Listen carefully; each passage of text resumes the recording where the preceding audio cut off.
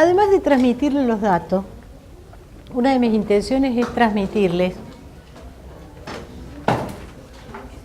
la complejidad de la configuración de actores de estos periodos. Ustedes piensen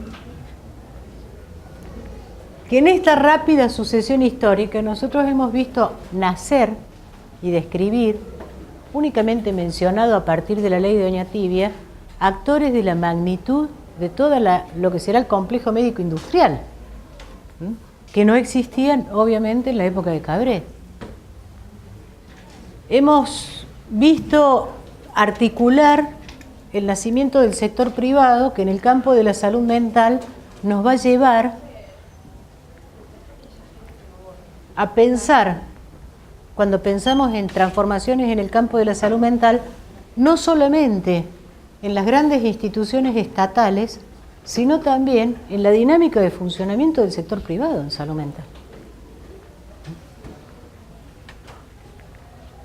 Probablemente es bastante más controlable la situación de un paciente psiquiátrico, los autodenominados usuarios, pero en este caso, estrictamente hablando paciente, en una institución psiquiátrica estatal que en una cantidad de clínicas psiquiátricas privadas cuyo funcionamiento desconocemos.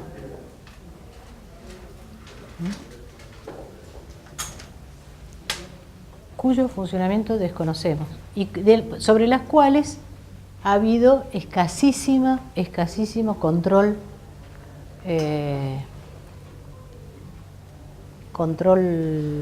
estatal, control y regulación estatal.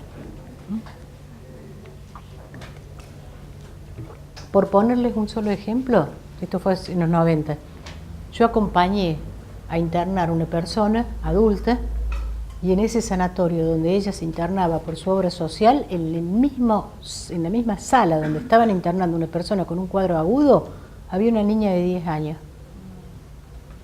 internada. Bueno, pero vamos a este periodo, el periodo de retorno a la democracia en salud mental nos va a dejar algunas huellas. Una es la aparición los lineamientos de un Plan Nacional de Salud Mental, la creación de las RISAM, de las residencias interdisciplinarias, que cuando uno va a las provincias todavía se las encuentra funcionando, tienen todavía algún peso las RISAM como espacio de gestión y de articulación interdisciplinaria. Se crean direcciones de salud mental en varias provincias, algunas de ellas, La Pampa, Entre Ríos, por ejemplo, los directores son psicólogos. Sale la ley de ejercicio profesional de la psicología y quizás la huella más permanente que va a quedar de ese periodo en salud mental en la Argentina es la reforma de la provincia de Río Negro. Muy con el modelo italiano, muy con teniendo una ley que va a cerrar las instituciones monovalentes de internación y que va a tener, por decirlo de alguna manera, el sino de que en el momento en que empieza a funcionar, sin embargo, ya era la hiperinflación y se desarrolla como programa durante el periodo de los 90, con la huella que esto significa. No obstante lo cual se desarrolla.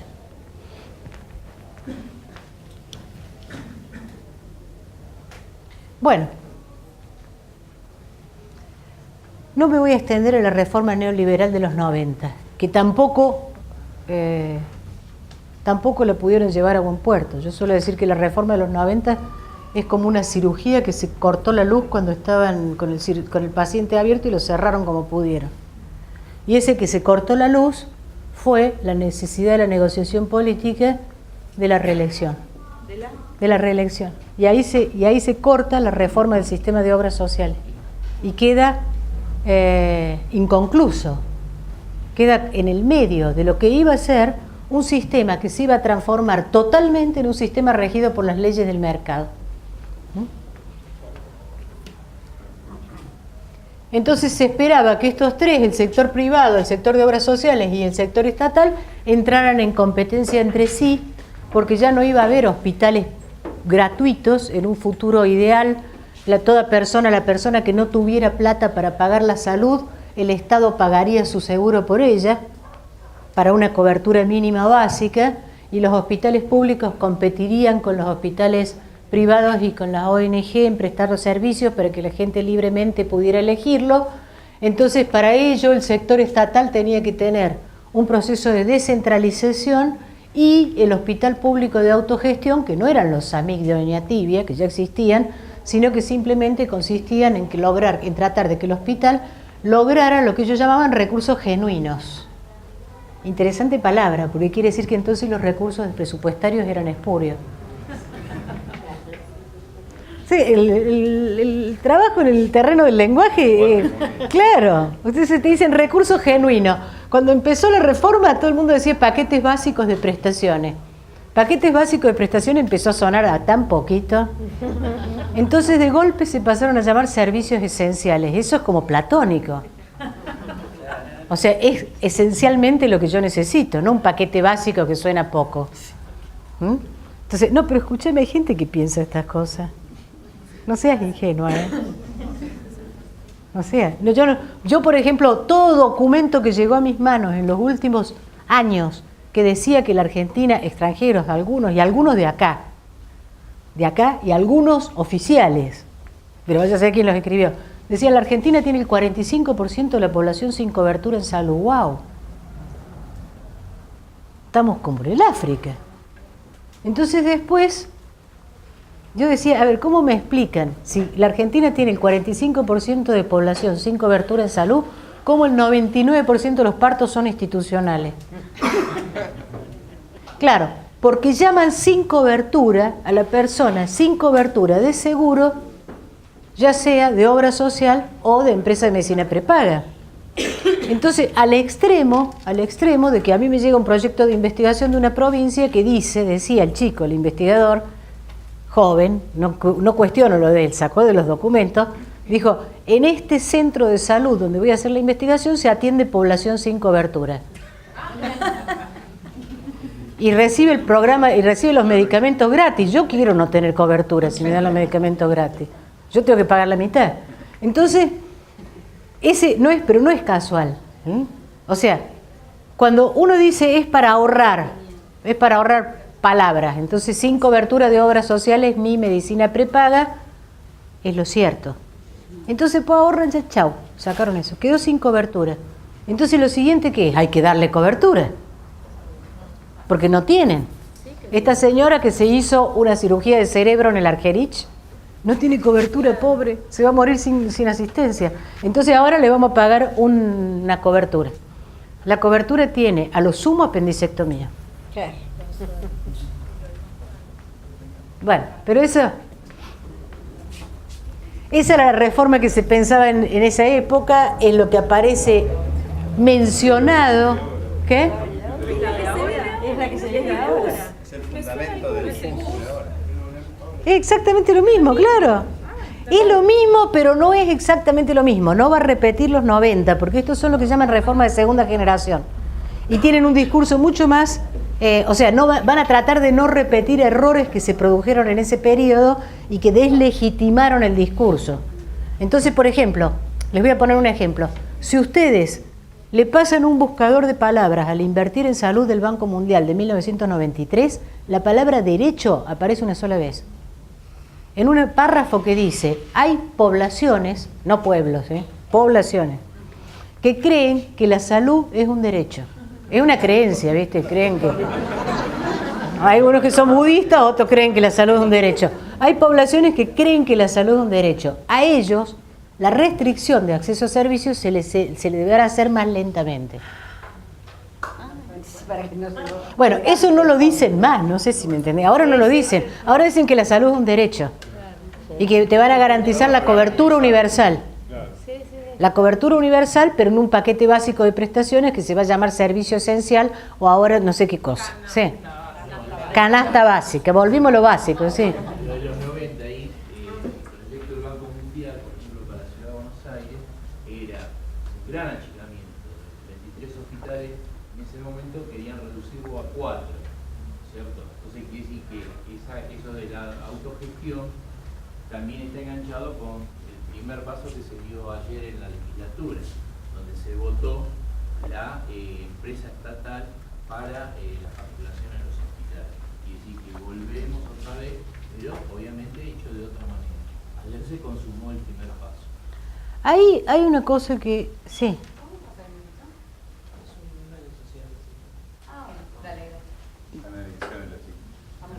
La semana que viene hay Claro. elecciones de centro de estudiantes. ¿Qué le dijiste que no éramos de acá? Claro. Somos foráneos, no votamos. No somos votantes. No votamos. Somos sin cobertura. Fúchile, no tenemos cobertura de voto. Claro, mira, el otro día tuve una conversación con una legisladora que está en el tema de salud y ella me decía, pero no es exactamente lo mismo. No, hay que revisar también lo que pasa con el sistema inglés después de Thatcher y lo que llaman los internal markets, que no es la privatización exactamente, sino cómo se meten mecanismos de mercado dentro del sistema que hasta ese momento era estatal, e inclusive cómo se logra generación de deuda a partir del sistema de salud por empresas constructoras que entran en el sistema de salud estatal y construyen a cambio de deuda, de bono. Claro, pero esto Todo eso lo vamos a ver, se consumó ayer implica que justamente el hospital que más factura va a tener después que el destino de esos dineros van a ir para su presupuesto. Y ahí empieza el desfinanciamiento obligatorio de lo público para que cada hospital, de acuerdo a lo que facture al subsector privado de la seguridad social, o sea, esto del recurso genuino. O sea, esto va en ese No, avance. claro, si en Colombia cerraron hospitales públicos, o sea, quebraron directamente, ya a la hora del funcionamiento empresarial quiebra. Y además te produce una distorsión en el funcionamiento. Voy a poner un ejemplo. Cuando meten el hospital de autogestión en los 90, en el Dorado Misiones, el hospital del Dorado, que está en zona de triple frontera, no tenía tomógrafo, usaba el de Foz de Iguazú. Y le pagaba a Foz de, tenían un acuerdo de pasaje rápido de ambulancia y un acuerdo de intercambio de recursos con Foz de Iguazú, donde le pagaban a Foz de Iguazú el uso del tomógrafo. Y la verdad que para la cantidad de tomografías que utilizaban era más barato que tener un tomógrafo y un tomografista. Y además hacía a una idea colaborativa de frontera, de utilización de recursos, de maximización de recursos. Estaba bueno. Cuando viene el hospital público de autogestión, compran el tomógrafo, porque hay que cobrar la tomografía. Después compran el tomógrafo, se pasan 2 años sin tener tomografista. Pero ya no usaban el de Foz, entonces la gente perdió el acceso, porque ahí entran en competencia con Foz. Hay una cosa que yo estaba de acuerdo con la reforma de los 90 en obras sociales, una, que era que se le cobrara a las obras sociales y que se le cobrara a las empresas de medicina prepaga. Porque si no, lo que vos tenés es el Estado, el hospital público, subsidiando la ganancia del sector privado. Pero no la emergencia. Obviamente, o sea, el señor viene por el Dorado Misiones en un Volvo que vale una fortuna, choca, no hay otra sala de terapia intensiva, va a parar a la sala de terapia intensiva del Hospital del Dorado. El señor tiene la tarjeta dorada de Swiss Medical. Pero no lo cubre ahí. Y Swiss Medical se acaba de ahorrar un montón de plata. Un montón de plata. En el 1+1 estamos hablando de unos $2.500 por día. Que le ahorramos a Swiss Medical pagando el conjunto de la población. No, eso no es la idea. Entonces ahí con las reformas, bueno, lo que nació en ese periodo, porque el sistema de salud argentino tiene así restos arqueológicos, ¿no? O sea, cada sistema va dejando una huella. ¿Saben qué nos dejó el sistema de los 90? Las intermediarias. Las empresas prestadoras, las UTE, las UPI, las empresas prestadoras de servicios de salud, las empresas prestadoras de servicios de salud mental, que se ofrecían por cápita y que le pagaban a los profesionales y sacaban ganancia. Bueno, es la famosa cuestión de que hubo un retorno en una de ellas que era el 50% de la cápita. O sea, como nosotros en salud mental tenemos escasísimas herramientas de control de calidad de la prestación, el señor venía, le ofrecía, la obra social estaba pagando la cápita de atención ambulatoria, 2 pesos por usuario, estamos hablando de $2 por usuario, pero no por usuario que lo usa, sino por población. La cápita. La cápita, sí. Y entonces venía otro y le decía, yo le doy lo mismo por 0,80 y chao. Se iban cambiando los sistemas de control. Y nacieron esas empresas intermediarias que en realidad requerían nula inversión Y por cierto, hubo otros problemas que los restringo ahí, que hacen a la aparición de la problemática de salud mental por la precarización, el desempleo, etc. La crisis del 2001 trajo un incremento abrupto de la pobreza. El único sector que actuó anticíclicamente fue el estatal, porque un sector actúa procíclicamente cuando en el momento de la crisis se retrae la prestación. Entonces las obras sociales retrajeron las prestaciones porque las personas quedaban desempleadas o estaban empleadas en negro, entonces había menos cobertura de obras sociales. Y las empresas de medicina prepaga retrajeron la prestación, la cobertura, porque aparecieron los nuevos pobres, que eran esos sectores de clase media que tenían casa y auto y no tenían para pagar las expensas, la comida, la empresa de medicina prepaga ni la vacuna de los hijos.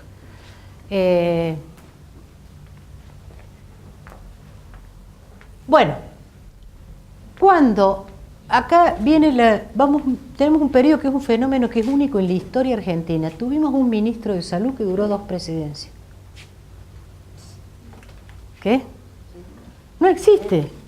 No existe. Yo nunca, no hay otro caso en la historia argentina, que es Ginés González sube con Duhalde y dura hasta el final del gobierno de Kirchner, ¿no? Y hace una intervención muy rápida al principio en medio de la crisis, toma una serie de medidas inmediatas, y acá voy a cortar el PowerPoint y vamos a hablar un poco de salud mental después, que son la emergencia sanitaria, el PMO de emergencia, disminuye el PMO, la cantidad, y la política de medicamentos, que quizás es una de las huellas más impresionantes que dejó ese periodo. La política de medicamentos fue, sin embargo, una política pensada en ese momento en un doble sentido. Uno de los sentidos fue ¿qué? Uno de los sentidos fue tirarle una soga a los laboratorios. Claro. Y el otro sentido, efectivamente, fue a permitir que la población accediera de manera gratuita a los centros, a los medicamentos del primer nivel de atención, desplazando de esta manera, cosa que estadísticamente se logró bastante, en la consulta del hospital a los centros periféricos. Esto se hace con un crédito del BIRF, que se llamaba el PROAPS, Programa de Atención Primaria de la Salud.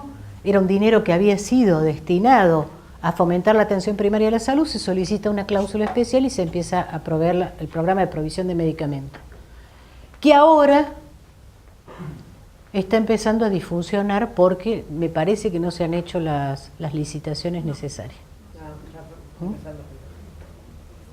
Y eso sí me parece muy grave, porque cuando nosotros estábamos investigando en población NBI al final del periodo de la crisis del 2001, la imposibilidad de acceder a los medicamentos era la principal razón por las cuales las familias pobres dejaban de utilizar los servicios de salud. Y como diría una señora, se encomendaban a Dios. Mantenían la consulta pediátrica, pero dejaban de utilizar los servicios de salud, aún personas con hipertensión diagnosticada. Y esa fue la señora con hipertensión diagnosticada que le dijimos, ¿y qué hace ahora ahí? Toma unas hierbas, qué sé yo. Pero usted sabe que es riesgoso, sí, me encomiendo a Dios. Y también los primeros documentos, para que vean que el cambio no es así un cambio, vamos a dar vuelta al país, digamos, lo que hablan es de un mercado de servicios de seguros de salud de competencia regulada. Este está en el Plan Federal de Salud del 84. Bueno, vamos a... Como ven, no es una canasta de bienes y servicios esenciales en salud a través del aseguramiento. Eso propone el Plan Federal de Salud del 2004, que tampoco se ejecuta así, no llegamos a hacerlo. Y nacen alguna serie de programas especiales, que creo que son la forma en que el gobierno nacional va tratando de recuperar capacidad de rectoría en la prestación de servicios de salud de las provincias y el funcionamiento del COFES. Bueno, salud mental. Esto llega hasta donde empieza la ley, y ahí vamos a hablar.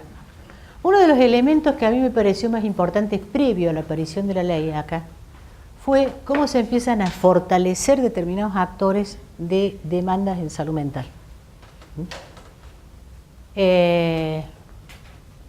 aparece un discurso renovado de la atención primaria de la salud y curiosamente hay un actor externo que va a introducir este discurso, que es la Organización Panamericana de la Salud y la OMS, que a principios del siglo XXI va a sacar ese documento que dice la salud mental más necesaria que nunca y va a empezar con un énfasis en las políticas de salud mental que a nivel internacional se van a manifestar también en otras cuestiones como, qué sé yo, The Lancet tira una línea completa en salud mental, etc.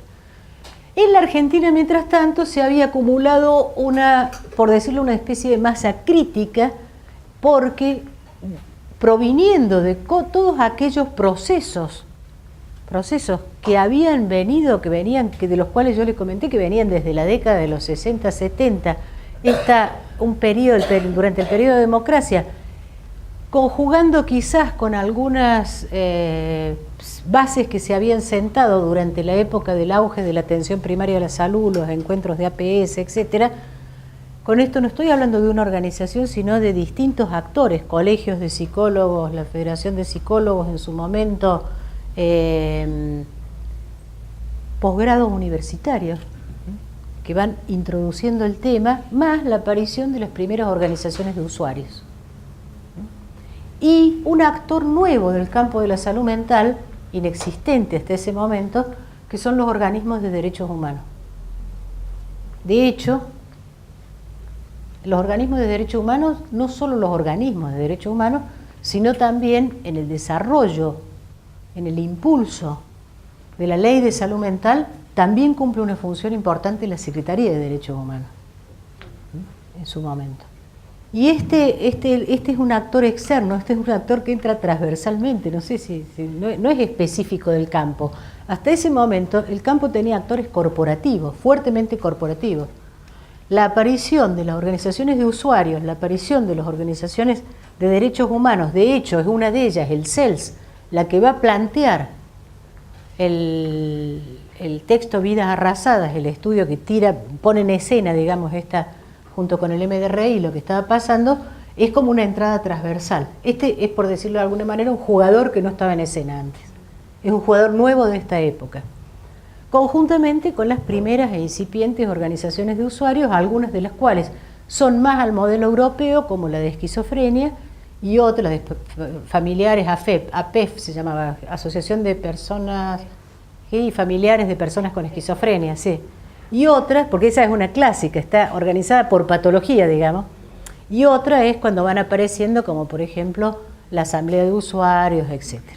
Estos son como el precalentamiento con una serie de organizaciones también gremiales, profesionales, que van a tomar esto en sus manos y que van a dar por resultado, y ahí vamos a dejar, la aparición de,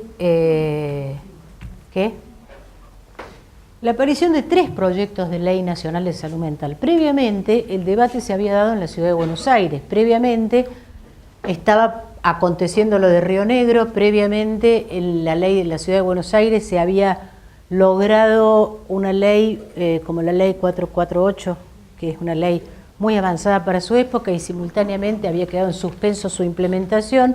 Previamente la provincia de San Luis había hecho una reforma que también tenía elementos para mostrar, en las provincias se hacían distintas cosas, lo cual quiere decir que cuando se llega a la promulgación de la ley de salud mental, a la generación de la ley de salud mental, que como les digo había 3 proyectos en juego, es uno de ellos el que va a terminar siendo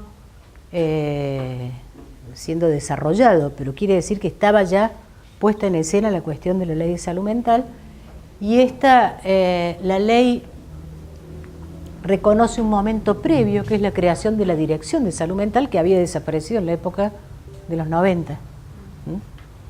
Se crea la dirección, se crea la ley, pasan 3 años entre el periodo en que la ley se enuncia y la ley se reglamenta, y no nos engañemos, son 3 años de conflicto de actores, de pelea corporativa.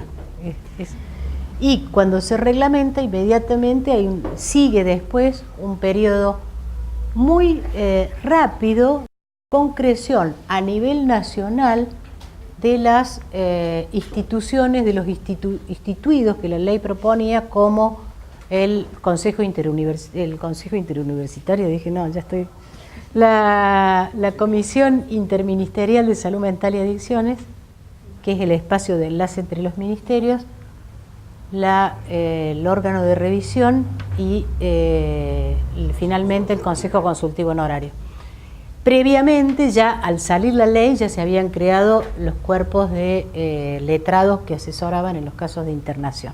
Esto se hace a nivel nacional, pero todavía queda en ese momento pendiente la configuración de cada uno de los órganos de revisión, etcétera, a nivel provincial. Cuando cambia la gestión gubernamental y sube la presidencia de Macri, ahí hay un juego que a mí me parece muy interesante, que es entre la prensa y las políticas. ¿Qué? En realidad entre la nación y las políticas. O sea, a mí me da la impresión que la nación, como buen diario hegemónico, digo, Clarín lo leo menos por eso, pero la nación lo leo, trata de marcar línea al gobierno. Por eso, al día siguiente de que asume la presidencia de Macri, sale ese editorial sobre que hay que terminar con los juicios, probes viejos, mándenlo a la casa, se acabó la venganza, qué sé yo. Bueno, viene sistemáticamente publicando básicamente la voz de la Asociación Argentina de Psiquiatras, que ni siquiera es APSA. Que además, a mí lo que me llama la atención es que APSA, la Asociación de Psiquiatras Argentinos, y la AAP, que en la ley se pronunciaron conjuntamente en contra, ahora están, ¿vos tenés la misma impresión? No están unidos, están proponiendo cosas distintas.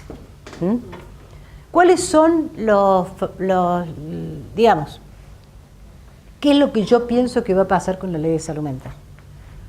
Interpelado en la Cámara de Diputados, el jefe de gabinete dijo que la ley de salud mental se iba a cumplir a rajatabla. Marcos Peña dijo eso. Que además estaban dispuestos a hacer inversiones, que yo creo que son inversiones que ya estaban previstas desde el año pasado, que son para construir entidades intermedias, ese tipo de cosas. En la práctica parece que ya hubo una reunión de la comisión interministerial, de la nueva comisión interministerial, pero el Consejo Consultivo Honorario está absolutamente desfinanciado. Como dependía de la jefatura de gabinete y implica reuniones, está absolutamente desfinanciado. Y el primer indicador negativo que tenemos es que se derogó, se dio de baja por resolución el plazo de transformación, la normatización que tenían las instituciones privadas para adecuarse a las normativas de la ley a los fines de la internación, ¿no? Entonces, yo la impresión que tengo, hay una línea que es una línea de debate teórico, que es la entrada de las neurociencias. ¿Cómo es el texto el otro día? El cerebro aprende mejor si lo acompañan las emociones. Yo creí que mandaba a mi hijo al colegio. Me hubiera quedado con el chico y mandaba el cerebro, porque todo el aprendizaje estaba planteado de esa manera. Es toda una línea que les quiero decir una cosa, no es un invento de Manes, ¿eh? O sea, el documento 2015, Informe sobre el Desarrollo Mundial, del Banco Mundial, se llama Mente, Sociedad y Conducta. Y está Mente, Sociedad y Conducta. Googlealo, pone Informe sobre el Desarrollo Mundial 2015, Banco Mundial, Mente, Sociedad y Conducta, y léanlo. Porque ¿por qué el Banco Mundial se ocuparía de las neurociencias? ¿Qué? Porque vamos orientando a la gente a que piense lo que yo quiero pensar. Si lo dice Manes. Mira, el tema es así. Lo que ellos dicen es que los avances de las neurociencias, el cognitivismo, etcétera, etcétera, porque toman de ahí, de las neurociencias, de la psicología cognitiva, etcétera, etcétera, pueden servir, demuestran ser capaces de servir para que la gente tome las decisiones adecuadas para el desarrollo de las sociedades. Vamos, acá. Y entonces están tomando, y algunas cosas les impresionarían mucho. Por ejemplo, ellos dicen, las personas tienen dos formas de toma de decisiones. Una es la deliberativa y la otra es la, creo que se llama espontánea o corta, la vía corta, una cosa así. Entonces la deliberativa, dice, es lenta, hay que buscar información. Produce malestar porque uno entra en conflicto cognitivo. Por ejemplo, yo pienso que fulano de tal es un desastre, pero después me pongo a leer lo que escribió y no está tan mal. Entonces tengo que entrar en conflicto cognitivo con lo que era mi prejuicio. O yo creo que, qué sé yo, que todos los bolivianos son vagos y entonces después me tengo que poner a ver la productividad que tienen y digo, no, entonces, claro, que no tienen nada de vago. Entonces, claro, uno entra en conflicto cognitivo, digamos, y lleva tiempo, es una toma de decisión que lleva tiempo. En cambio, la otra, dice, se basa en preconceptos, es rápida, está fuertemente connotada emocionalmente y por lo tanto es la más fácilmente manipulable para lograr que la gente tome decisiones adecuadas para el desarrollo. Gracias. El Banco Mundial tiene su grupo de expertos cada vez que hace un informe. Entonces, si vos ves, ahí está la lista de los expertos, debe haber economistas, debe haber estos economistas que se han dedicado, porque todo lo explica en la década del 90, hasta los divorcios los explicaron los economistas, uno se sacó un premio Nobel explicando los divorcios pero además debe haber psiquiatras y neurocientistas, obviamente, trabajando en eso. ¿Qué? Claro, son neuropsiquiatras, porque en realidad lo que se intenta es, digamos, reconducir la impulsividad, por lo que se entiende, ¿no? Digamos, el obsesivo molesta, estas decisiones rápidas del sentido común. Estas decisiones rápidas están en la base de lo que se llama marketing social. Claro. Ellos ponen ejemplos ahí. Ellos ponen, por ejemplo, dicen, uno en una población, como le gusta el Banco Mundial, en una aldea de no sé qué lugar, nosotros la aldea Buenos Aires tiene claro, una aldea de no sé qué lugar del África, a los campesinos del lugar, el crédito, en lugar de dárselo, por ejemplo, África es hemisferio sur, ¿no es cierto? Bueno, entonces en lugar de dárselo en febrero, se lo dieron en marzo, unos días antes de que empezaran las clases. Entonces ellos inscribieron más sus hijos en el colegio, porque aparentemente la entrada del crédito favorecía la inscripción de los niños en el colegio, que a su vez eso favorece el desarrollo del cerebro de los niños, que a su vez favorece que salgan de la pobreza. Esa es la vía para salir de la pobreza. Darle el crédito al campesino en lugar de... le das ese mismo crédito ínfimo, lo movés un poco y te rinde más, además manda a los chicos al colegio. Después, ¿cómo hace para recuperar, para devolver el crédito? Cuando la plata del crédito, en lugar de comprar las semillas, se la gastó en zapatillas, eso ya no sé. Pero igual Facundo Manes es terrible porque ya dice que la pobreza es una predisposición que se puede modificar a partir de trabajar en el cerebro. Ya salió diciendo que el cerebro de un argentino es igual que el cerebro de un ruso, de un polaco o de un norteamericano. Mira, es bastante probable que el cerebro de un argentino sea, por ejemplo, el mío, ni pregunte, pues soy descendiente ruso, derecho viejo, ¿ves? No son ingenuos. Lo que se trata, a mi criterio, es sacar de un proceso de cultura toda la, digamos, la dinámica social, política y económica, que son las que justamente llevan a un nivel de pobreza o de sometimiento. Entonces, diciéndote que eso no es así, el problema es netamente orgánico. Hay que arreglar tu organicidad porque entonces te vas a adecuar y adaptar. Pero eso es, mira, es más viejo, o sea, ¿fue Lombroso en su momento? ¿Qué hace Lombroso? Se va, es buenísimo eso, él se va a investigar cuál es el delincuente nato, entonces se va a las cárceles italianas. El sur de Italia es recontra pobre y el norte es recontra rico, esa es la cuestión meridional, lo que escribió Gramsci, y los del norte son rubios y los del sur son morenos. Y después que encuentra adentro de las cárceles italianas, todos morenos del sur. Entonces decide que esa es la tipología criminal. Entonces cuando termina de describir el delincuente nato, es el italiano del sur, claro, con la forma de esa oreja, qué sé yo. volviendo a eso, después, en la década del 90 todo era genético. Habían descubierto el genoma humano y todo era genético, todo era absolutamente genético. Como después empezó a hablar de la maleabilidad genética y la de la genética la epigenética se puso en duda esto, entonces empezó a aparecer el asunto de la molécula, basado en una impresionante, casi te diría, inversión mundial en psicofármacos a partir de lo del Prozac, que ya se acabó. ¿Ya? Del Prozac. La droga de la felicidad. Digamos. ¿Es un desequilibrio químico que se puede volver? Bueno, ahí estaban con lo de la molécula y el desequilibrio químico, y todo pasaba por la medicación, que sigue pasando, por cierto, ¿no? Pero ahora ¿qué es lo que pasó? Ahora, los laboratorios ya están cesando, después de la caída del DSM-5, están retirando la inversión en psicofarmacología. Por eso, en los últimos 3 años no tenemos drogas de última generación. No sé quiénes son psiquiatras acá y medican, pero viste que no están... O sea, lo que están haciendo es trasladar los antiepilépticos al antidepresivo. ¿Qué? Han retirado la investigación. ¿Están reciclando cosas viejas o están pasando los antiepilépticos para tratar la esquizofrenia o están volviendo a medicamentos antidepresivos del año de Pentecostés, etcétera?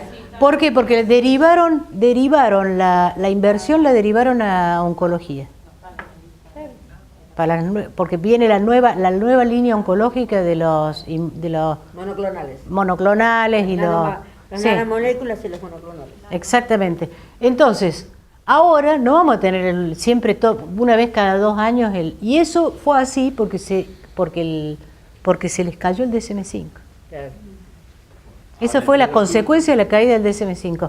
Así funcionamos. Pero ¿qué pasa? Todo ese discursoide neurocientista fue a parar al campo de la política y de los planes sociales, de lo que se llama marketing social y marketing político.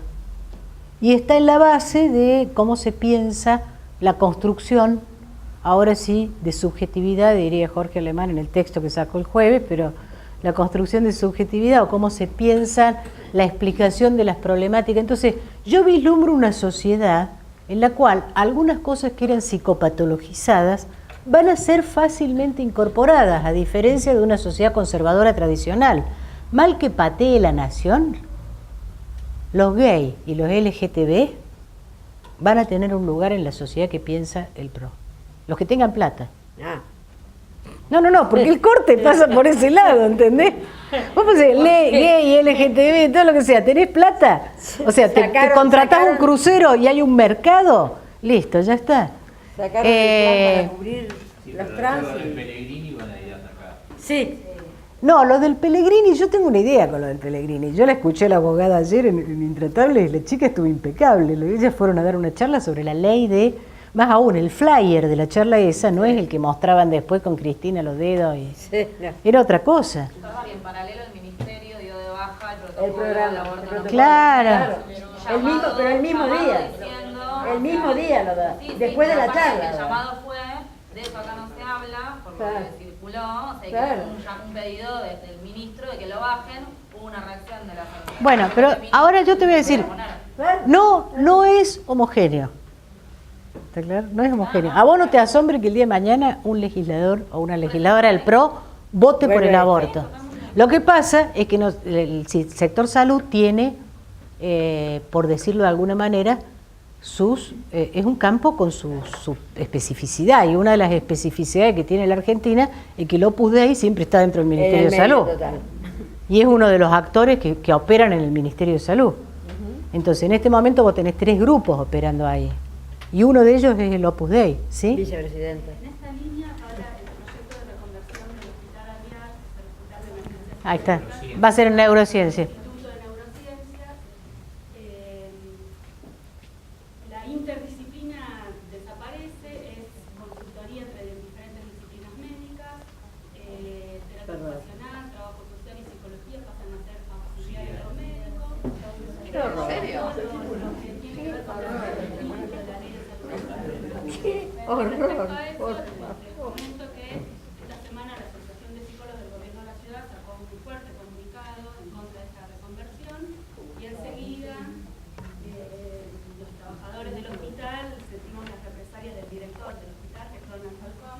Todo inglés. Anti-Blade, Ronald Falcón. Sí, Viene de Reagan, el Ronald. Pero nada que Falcón. Ayer le llegó el nombramiento de director y enloqueció. Cualquier parecido a Weber. del centro uno Soconos. ¿Por qué decías de la represalia?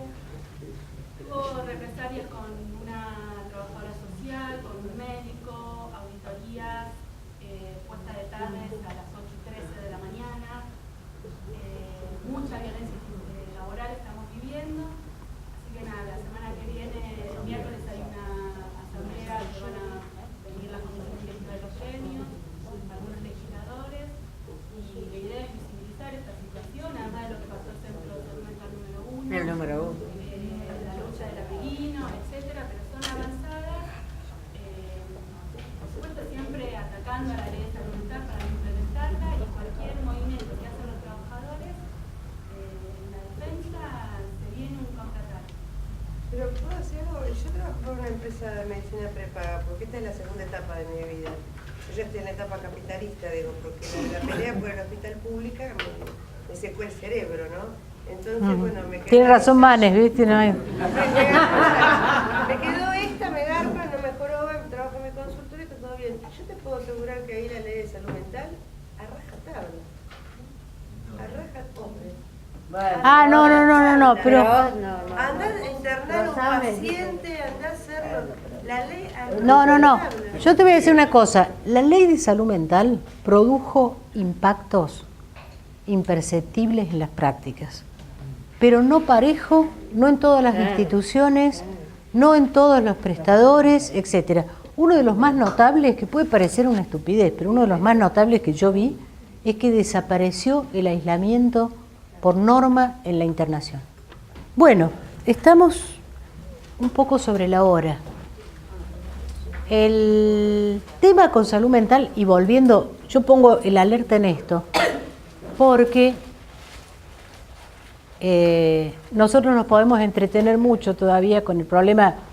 Todos son importantes, desde la medicalización de la infancia, que me parece un tema central en salud mental, pasando por los derechos de la diversidad, porque el nivel de democratización de una sociedad se mide por eso, pasando por en lo que a nosotros nos corresponde en el campo de la salud mental, cómo construir permanentemente un discurso y una práctica que no aísle y estigmatice a la persona con consumos problemáticos, que se centre en pensar una práctica ligada a reducción de daños, digamos.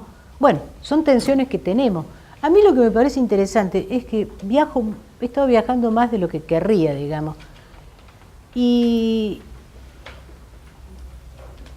voy a poner un solo ejemplo. Lo que pasó con el electroshock en Salta dio cuenta de que en el campo de la salud mental hay una acumulación de resistencia muy interesante a propuestas de este tipo. Que si lo vamos a lograr o no, que lo que pase con el alvear o no pase con el alvear, que la atención, como suele suceder con el sistema de salud, tampoco van a lograr hacer el alvear lo que quieren. En el medio pueden producir mucho daño.